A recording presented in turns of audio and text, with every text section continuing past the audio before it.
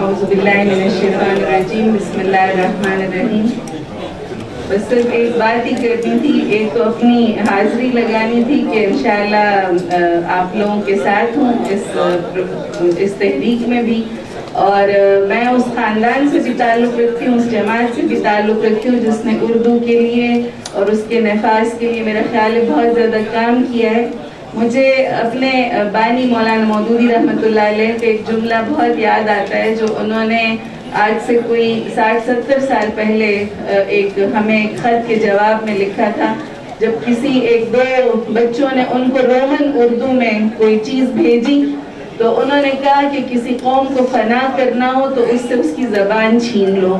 اور کسی کو اگر اپنی تاریخ سے بیگانہ کرنا ہو تو اس سے اس کی زبان چھین لو۔ نہ اس کو اپنی تاریخ کا پتہ ہوگا، نہ وہ مزاحمت کر سکے گی، اور نہ اسے اپنی تاریخ پر فخر ہوگا۔ تو ابھی میں ترکی سے آئی ہوں، اور وہاں اردوگان واپس اپنی وہ جو عثمانی خلافت کی جو عثمانی زبان تھی اس کو دوبارہ رائج کرنے کی کوششوں میں لگے ہوئے ہیں، اور ان کا ایک جملہ مجھے بڑا اچھا لگا جو انہوں نے کہا کہ اس قوم کے اوپر بہت افسوس ہے جو اپنے مردوں کی قبروں کے کتبوں کو بھی نہیں پڑھ سکتی۔ تو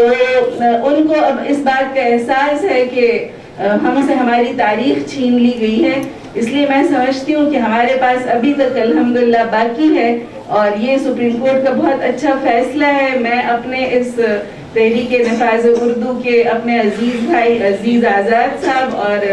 فاطمہ قمر بہن کی بہت شکر گزار ہوں، یہ لوگ ہمیشہ انوالو رکھتے ہیں۔ تو پرویز رشید بھائی بھی آئے ہوئے ہیں، اللہ تعالیٰ ان کو بھی سلامت رکھے، بہت میرے اچھے بھائی ہیں اور ہمیشہ بات سنتے ہیں اور ہمیشہ بات کا جواب بھی دیتے ہیں، اس لیے میں سمجھتی ہوں کہ وہ آئے ہیں آپ کے پاس تو انشاءاللہ ضرور کوئی نہ کوئی کام بھی ہوگا، اور ہماری جو یہ تحریک کا جو پیغام ہے وہ آگے تک پہنچے گا،